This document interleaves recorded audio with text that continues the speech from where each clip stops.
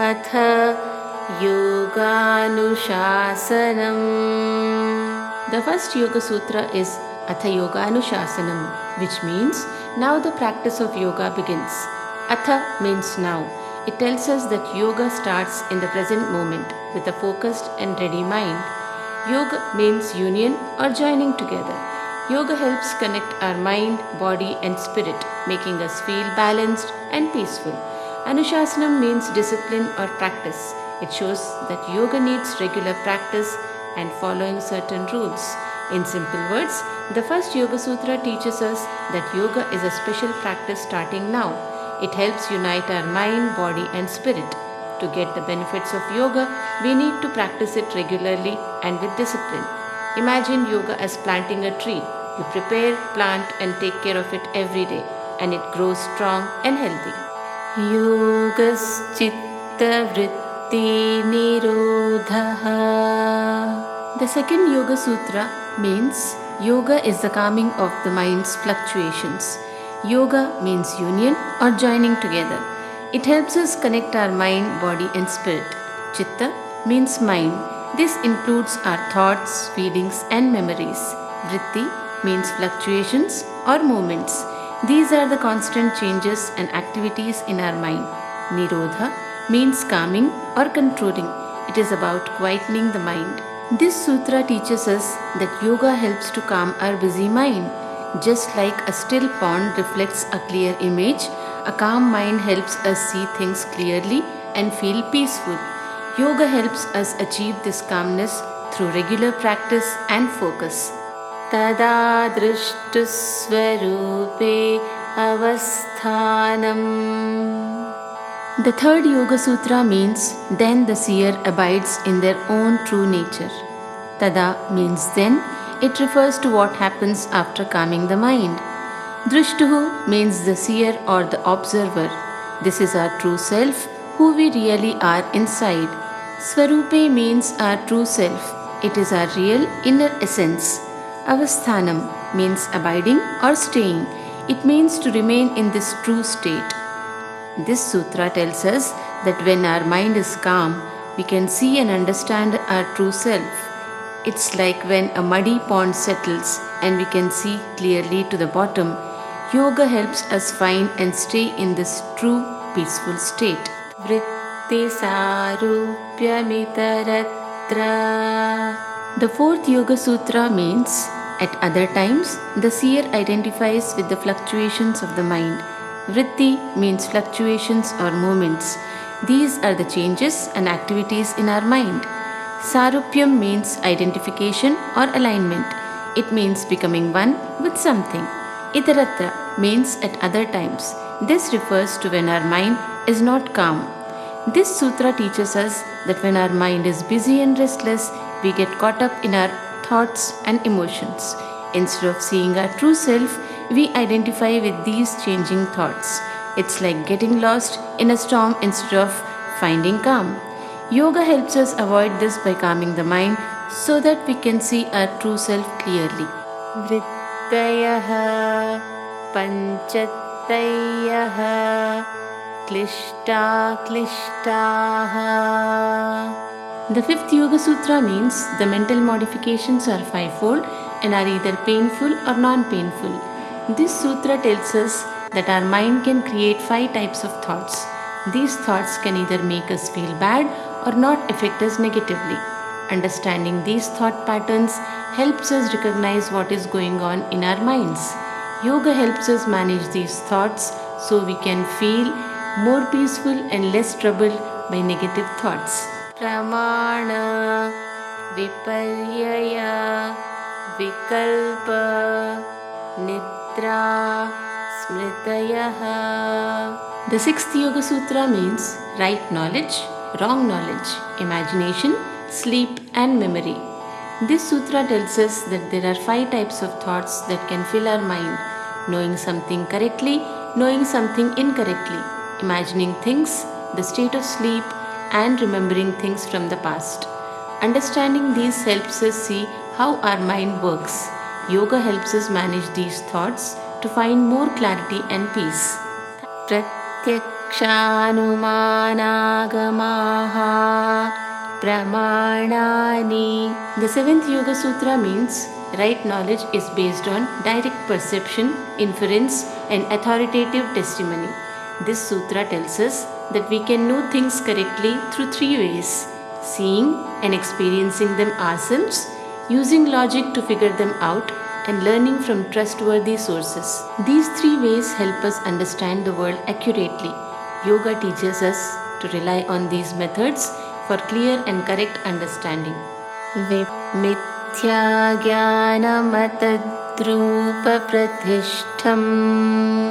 eighth Yoga Sutra means misconception occurs when knowledge of something is not based upon its true form. This sutra tells us that misconceptions happen when we understand something incorrectly. This wrong understanding is not based on the true nature of the thing. Yoga helps us identify and correct these misconceptions to see things as they really are. By doing this, we can think more clearly and make better decisions. Shabda Gyananupati Vastu Shunyo Vikalpaha. The ninth Yoga Sutra means imagination is knowledge based on words without any actual substance. This sutra tells us that imagination happens when we think about things that are based only on words and not on real actual things. It's like daydreaming or making up stories in our heads. Yoga teaches us to recognize when we are caught in imagination, helping us stay grounded in reality and focus on what is truly important. Abhava pratyayalambana vrittirnidra. The 10th Yoga Sutra means sleep is the mental state that has as its content the sense of nothingness. This sutra tells us that sleep is a mental state where our mind experiences a sense of nothingness or emptiness. It's a state where there are no thoughts or activities. Understanding sleep as one of the mind's states helps us see how our mind works even when we are not awake. Yoga teaches us to be aware of all these mental states to better understand and control our mind. Anubhuta Vishaya Sampramosha Smritihi. Memory is the process of retaining experiences without letting them fade away. This verse from the Yoga Sutra talks about memory, known as Smriti in Sanskrit. It states that memory occurs when the things we experience remain in our minds without being forgotten. For example, if you visit a beautiful place, you can recall it later because the memory of that experience stayed with you. Abhyasa vairagyabhyam tannirodhaha. The control of the mind's fluctuations is achieved through practice and detachment. This verse from the Yoga Sutra explains how to calm the mind. It says that to control the constant changes and distractions in our mind, we need two things: abhyasa, which is practice, and vairagya, detachment. Together, these two qualities help in calming the mind and achieving mental clarity and peace. Tatra sthitau yatnobhyasaha. This verse from Yoga Sutra highlights the importance of consistent practice abhyasa in achieving mental stability. In simpler terms, it means that by consistently practicing yoga and meditation, you can keep your mind calm and focused, even when facing challenges. Regular practice helps us build mental strength and stability over time. Satu dirghakala nairantarya satkara sevitu drudabhumihi. This verse from Yoga Sutra explains how to make your yoga practice strong and effective. It says that for practice to become deeply rooted and effective, it must have three qualities: Dirghakala, Nairantarya, and Satkara. By following these principles, your practice becomes strong and stable, leading to lasting benefits for both body and mind. Drishtanushravika Vishaya Vitrishnasya Vashikara Sangya Vairagyam. This verse from Yoga Sutra explains the concept of vairagya or detachment. It states that true detachment happens when a person is no longer interested in worldly pleasures and experiences. In simpler terms, This verse explains that detachment means having control over your desires and not being swayed by things you see or hear about.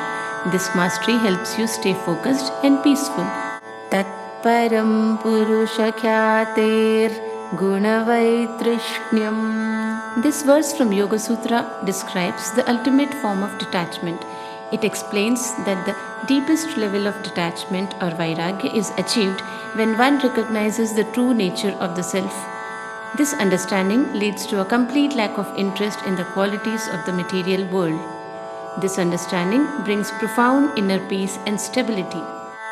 Vitarka vicharananda smitarupanugamat sampragyataha. This verse from Yoga Sutra describes the different stages of deep meditation. In simpler words, this verse explains that achieving deep meditation involves progressing through stages of focused thinking, deeper reflection, experiencing bliss, and maintaining a subtle sense of self. This process helps in attaining a higher state of mental clarity and peace. Virama pratyayabhyasa purva sanskara sheshonyaha. This verse from Yoga Sutra discusses how to overcome the residual impressions left by past experiences through practice, that is, through cessation, mental impressions, practice, previous impressions, and remnants. Bhava pratyayo videha prakritilayanam. This verse from Yoga Sutra discusses the state of beings who have transcended physical embodiment and dissolved their material nature. In simpler terms, the verse explains that even for beings who have transcended physical existence and dissolved their material nature, there is still a subtle mental awareness or impressions of their existence. Shraddha Virya Smriti Samadhi Pragya Purvaka Itaresham. This verse from Yoga Sutra describes the preparatory stages required for achieving deep states of meditation and spiritual insight for yogis. In simpler terms, the verse explains that before attaining deep meditation and spiritual insight, yogis cultivate qualities like faith, vigor, mindfulness, concentration, and insight. These qualities lay the groundwork for their spiritual practice and eventual progress. Tivra samveganamasannaha. This verse from Yoga Sutra emphasizes the power of intense longing or urgency in spiritual practice. In simpler terms, the verse explains that when practitioners have a strong and urgent longing for spiritual growth, progress on the spiritual path becomes imminent and likely. Mrudu madhyadhimatratva tattopi Visheshaha. This verse from Yoga Sutra explains that progress in spiritual practice can vary based on the intensity of one's effort. In simpler terms, this verse explains that spiritual progress depends on how intense your practice is. If you practice with mild, moderate, or intense effort, the results and progress will differ accordingly. Ishvara pranidhanadva. This verse from Yoga Sutra offers an alternative path to achieving spiritual progress. It suggests that surrendering to Ishvara or a higher power is another way to reach the goal of yoga. In simpler terms, the verse explains that besides intense practice, another way to make spiritual progress is by surrendering to a higher power or the divine. This act of dedication can help you reach your spiritual goals. Klesha karma vipaka ashayer aparamrishtah purusha vishesha ishvaraha. This verse from Yoga Sutra describes the nature of Ishvara or the Supreme Being. The verse explains that Ishvara, the Supreme Being, is different from everyone else because Ishvara is not affected by problems, actions, their outcomes, or the mental traces they leave. Tatra niratishayam sarvagya bijam. This verse from Yoga Sutra highlights a unique attribute of Ishvara, the Supreme Being. It explains that Ishvara possesses an unparalleled seed of omniscience, meaning complete and all-encompassing knowledge. In simpler terms, the verse explains that within Ishvara, the Supreme Being, lies the source of knowledge, which is unmatched by anyone or anything else. Purveshamapi guruho kalenana vachchedat. This verse from Yoga Sutra highlights the timelessness and supreme authority of Ishvara. In simpler terms, the verse explains that Ishvara, the Supreme Being, is the teacher of all teachers, including those from ancient times, because Ishvara is not limited by time. This makes Ishvara an eternal and ultimate guide. Tasya vachakah pranavah. This verse from Yoga Sutra tells us how to represent or express Ishvara, the Supreme Being. In simpler terms, the verse explains that the sound Om is a special way to represent and connect with Ishvara, the Supreme. Tajjapastadarthabhavanam. This verse from Yoga Sutra emphasizes the practice of chanting Om, Tajjapa, and deeply contemplating its significance, Tadartha Bhavanam. In simpler terms, the verse explains that by chanting Om and thinking about its meaning, one can advance on their spiritual journey. Tatah pratyak chetanadhigamopyantaraya bhavascha. This verse explains that by chanting and meditating on the sound Om, a person can achieve two important things: realization of inner consciousness and freedom from obstacles. When you practice saying Om regularly, it helps you focus and connect deeply with your inner thoughts and feelings. This practice makes it easier to overcome challenges in life and stay on the path of yoga. Vyati sthana samshaya pramadalasya avirati bhranti darshana alabdha bhumikatva anavastitatvani chittavikshepastayantarayaha. This verse lists the problems that can stop you from concentrating and meditating well. They are disease, dullness, doubt, carelessness, laziness, sensuality, false perception, failure to reach firm ground, slipping from ground gained. These obstacles can make it hard to meditate and stay focused. Recognizing them helps you work on overcoming them. Dukkha-daurmanasyangame jayatva shvasa prashvasa vikshepa sahabhuvaha. This verse explains the signs that show up when you are distracted and can't focus. They are distress, despair, trembling of the body, disturbed breathing. When you notice these signs, it means you are having trouble concentrating. Recognizing them helps you understand when you are distracted, so you can work on calming your mind and body to improve your focus. Tat pratishedharthamekatattvabhyasaha. This verse tells us how to stop distractions and problems during meditation. The solution is to focus on one thing or truth. This means picking something important, like a word, an idea, or your breath, and concentrating on it deeply. By practicing this one-pointed focus, you can keep your mind from wandering and avoid the distractions that make meditation hard. It helps you stay calm and centered, making your practice more effective. Maitri karuna muditopekshanam sukha dukkha punya punya vishayanam bhavanataha chitta prasadanam. This verse teaches us how to keep our mind peaceful by practicing 4 attitudes: friendliness, maitri, compassion, karuna, delight, mudita, and indifference, upeksha. When you practice these attitudes, your mind stays calm and clear. It helps you feel better and keeps you from getting upset by things around you. Prachardana vidharanabhyam va pranasya. This verse explains that you can calm your mind by controlling your breath. It suggests 2 techniques: expulsion, which is breathing out completely, and retention, that is holding your breath for a moment after breathing in or out. By practicing these breathing techniques, you help your mind become more peaceful and focused. This makes it easier to meditate and stay calm in everyday life. Vishayavati va pravrittirutpanna manasasthiti nibandhini. This verse tells us another way to calm the mind by focusing on something we can see, hear, or touch. Here are few examples. Sound, listening to a calming sound like a bell or music.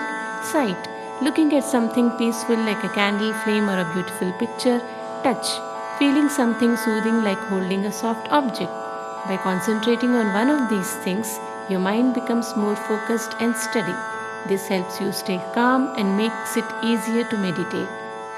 Vishokava Jyotishmati. This verse offers another way to calm your mind by imagining a bright, shining light that is free from sorrow. Here's how it works. Radiant light. Picture a glowing light in your mind. It could be like the sun or a shining star. Sorrowless. This light is pure and has no sadness in it. When you focus on this peaceful, bright light, it helps take away your worries and makes your mind feel calm and happy. This makes it easier to relax and meditate. Vitaraga Vishayam Va Chittam. This verse suggests another way to calm your mind by thinking about a mind that has no desire. Here's how it works. Free from desire. Imagine a mind that doesn't want anything. It is peaceful and content.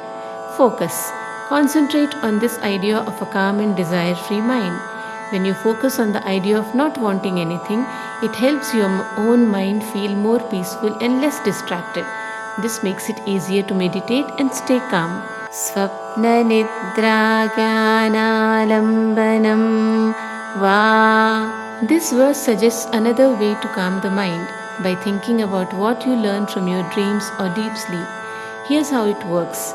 Dreams in sleep. Remember the peaceful feelings and insights you get from your dreams or a good night's sleep.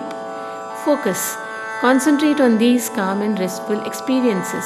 When you think about the peacefulness of dreams or deep sleep, it helps make your mind feel calm and relaxed. This makes it easier to meditate and stay focused. Yatha bhimata dhyanadva. This verse gives us another way to calm the mind by meditating on something that makes us feel good or inspired. By thinking about something that makes you feel good, your mind becomes peaceful and happy. This helps you relax, stay calm, and meditate better. Paramanu paramamahatvantosya vashikaraha. This verse tells us that a person who can control their mind can focus on anything, no matter how big or small. When you practice controlling your mind, you can pay attention to anything from the tiniest detail to the biggest idea. This helps you become very skilled at concentrating and staying calm. Kshina vrittirabhijatasyiva manirgrihitri grihanagrayeshu tatstatadanjanata samapattihi. This verse explains that a clear and calm mind can perfectly understand and reflect anything it focuses on, like a crystal. When you practice making your mind still and clear, it becomes like a pure crystal. This helps you see things clearly and understand them better. Tatra shabdartha jnana vikalpaihi sankirna savitarka samapattihi. This verse explains a state of mind where thinking gets a bit mixed up with words, meaning, and knowledge. Sometimes, when we think, these parts get mixed together and can confuse us. It's called Savitarka Samapatti. This means our mind isn't fully clear and gets tangled in thoughts. Practicing meditation helps to untangle these thoughts, making the mind clearer and more focused. Smriti Parishuddhau Swarupashunye Varthamatra Nirbhasa Nirvitarka. This verse talks about a very clear state of mind. Here's how it works. Purified memory. When your memory is clear and not mixed with old thoughts, mind is empty. The mind feels empty of its own ideas. Object shines. Only the thing you are thinking about is seen clearly. In this state, called Nirvitarka Samapatti, your mind is very focused and clear, seeing things as they really are, without any confusion. Etayaiva savichara nirvichara cha sukshma vishaya vyakhyata.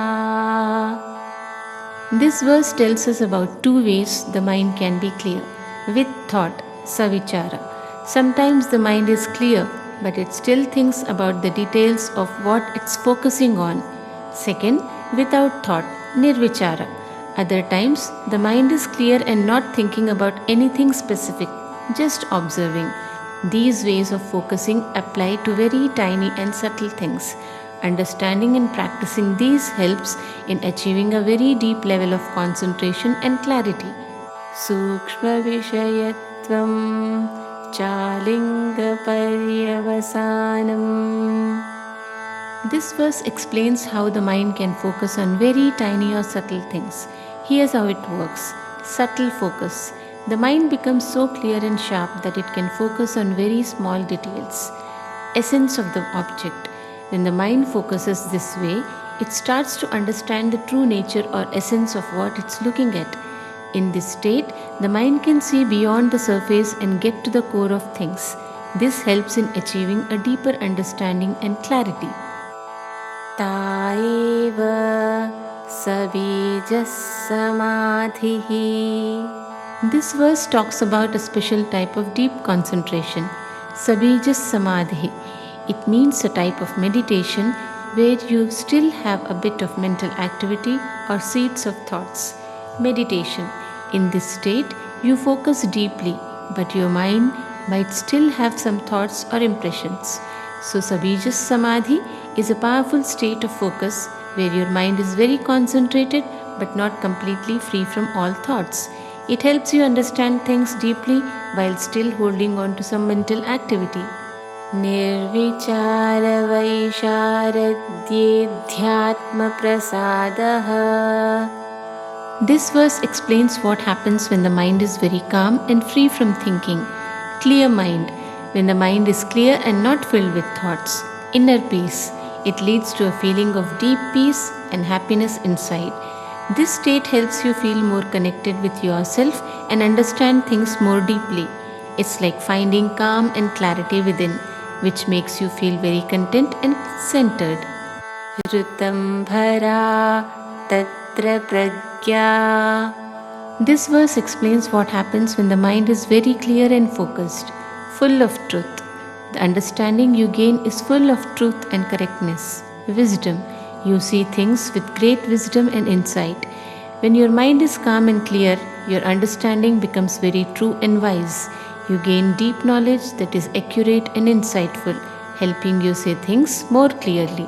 Shrutanumana pragyapyamanya vishaya vishesharthatvat. This verse explains the difference between two types of knowledge. Knowledge through hearing and reasoning. This is what we learn by listening to others or thinking logically. Deeper understanding. The special kind of understanding that comes from deep meditation is different. It has a unique and deeper meaning. So, this verse tells us that a wisdom gained from deep meditation is more special and insightful compared to what we learn through ordinary means. Tajjah sanskaronya sanskar pratibandhi. This verse talks about how meditation changes us. New impressions. When you meditate deeply, you create new positive impressions in your mind. Second, stops old impressions. These new impressions help block or reduce the influence of old negative thoughts and habits. In simple terms, meditation helps you build new positive ways of thinking that can overcome and replace old, less helpful thoughts. Tasyapi nirodhe सर्वनिरोधार्निर्बीजः समाधिः. This sutra explains the highest level of meditation. It says that when you can stop even the very subtle thoughts in your mind, you reach a state called seedless meditation. This means your mind becomes completely still and quiet. It's like a clear, calm pond with no ripples. In this state, you're free from all distractions and disturbances, reaching a deep peace and pure awareness. Thank you.